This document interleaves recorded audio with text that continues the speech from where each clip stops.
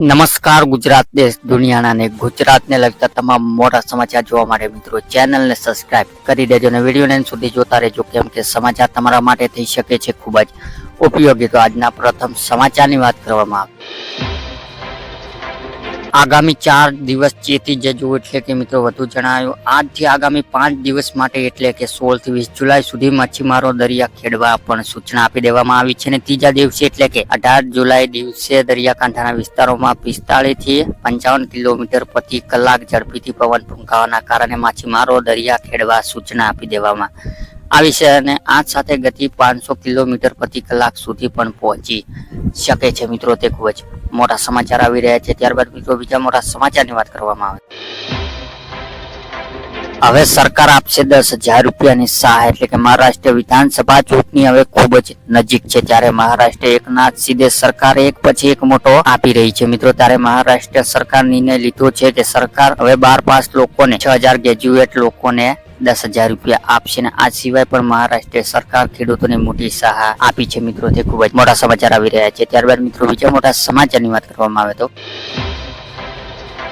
સાવધાન ખેડૂત ચેતી જજો એટલે કે તમે પણ ખેડૂત છો તો આ સમાચાર તમારા માટે ખૂબ જ જરૂરી છે અને સરકાર તરફથી ખેડૂતને સલાહ આપવામાં આવી છે। તેઓ સોશિયલ મીડિયા પર વાયરલ થયેલી મેસેજ સાવધાન રહે, સરકાર પીએમ કિસાન યોજના લાભ લેતા ખેડૂતોને ચેતવણી આપી છે। મિત્રો સોશિયલ મીડિયા પર એક મેસેજ વાયરલ થઈ રહ્યો છે, જેમાં પીએમ કિસાન યોજના સાથે સંબંધિત એપીકે ફાઇલ ડાઉનલોડ કરવાનો ઇન્સ્ટોલ કરવા માટે કહેવામાં આવ્યું છે અને સરકાર ખેડૂતોને આવા પ્રકારની નકલી મેસેજ સાવધાન રહેવાનું કહ્યું છે। મિત્રો તે ખૂબ જ મોટા સમાચાર આવી રહ્યા છે। ત્યારબાદ મિત્રો બીજા મોટા સમાચારની વાત કરવામાં આવે તો,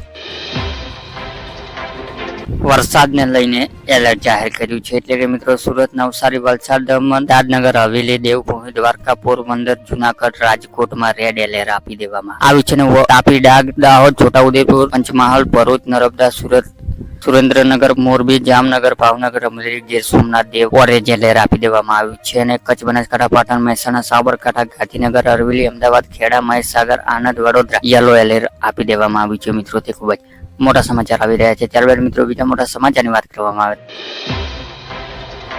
ખેડૂતોને મોટી રાહત મળી છે એટલે કે ખેડૂતો લોન માફી સમગ્ર દેશ સૌથી વધુ ચર્ચિત વિશેષ છે અને તેવા તેલંગાના ખેડૂતોને લોન માફ કરવામાં આવી છે। મિત્રો ને તેલંગાના સીએમ રેવંત રેડ્ડીએ લોન માફ યોજના જાહેર કરી છે। તેમણે કહ્યું છે કે 11 ડિસેમ્બર 2018 અને 9 ડિસેમ્બર 2023 વચ્ચે લોન લેનાર ખેડૂત માટે 2 લાખ રૂપિયા સુધીની લોન સંપૂર્ણ માફ કરવામાં આવશે। આ પહેલા ઝારખંડ સરકારે પણ ખેડૂતોને 2 લાખ રૂપિયા સુધીની લોન માફ કરવાની જાહેરાત કરી છે। મિત્રો તે ખૂબ જ મોટા સમાચાર આવી રહ્યા છે। ત્યારબાદ મિત્રો બીજા મોટા સમાચારની વાત કરવામાં આવે તો,